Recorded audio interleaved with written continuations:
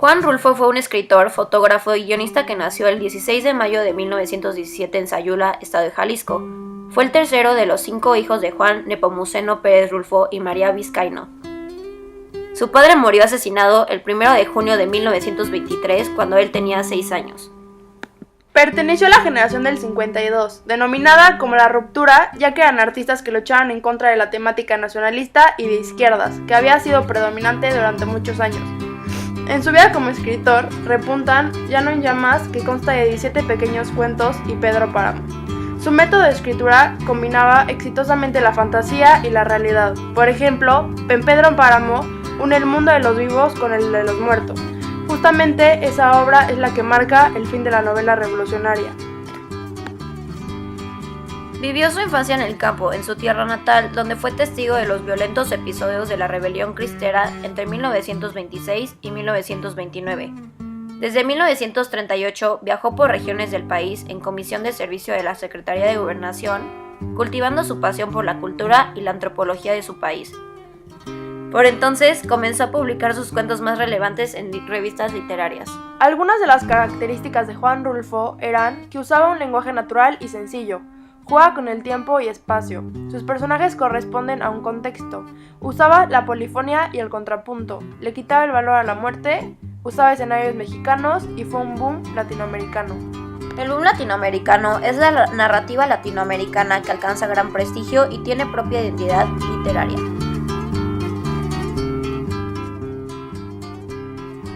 Con tan solo 2 obras, El Llano en llamas y Pedro Páramo, pasó a ser considerado como uno de los grandes autores de la literatura universal.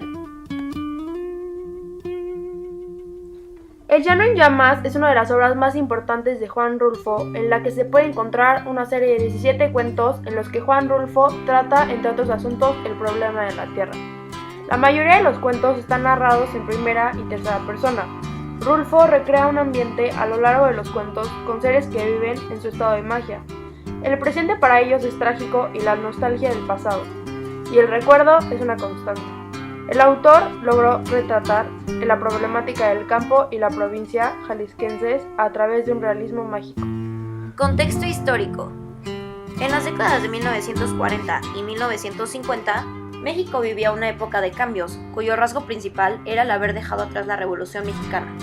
El país daba señales de desarrollo, su población y producción crecían. Sin embargo, el campo se despoblaba, porque la reforma agraria se había detenido y aumentaba la marginación.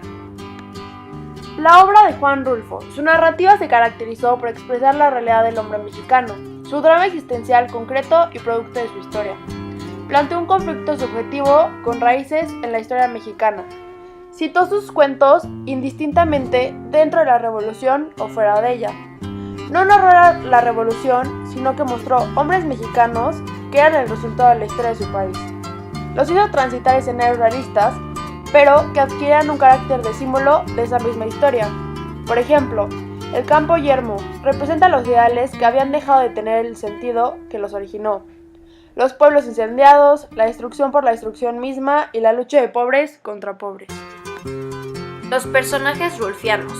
Sus personajes son campesinos, gente simple, que hablan como el mexicano común con sus mexicanismos, vulgarismos y características propias de un registro coloquial, pero su sentir coincide con el del resto de los hombres de la época, que viven la angustia de haber destruido todo lo que creen verdadero. Los personajes surgen de un anonimato, muchas veces sin nombre o sin descripción física, casi todos son campesinos, o sea, víctimas de sus circunstancias.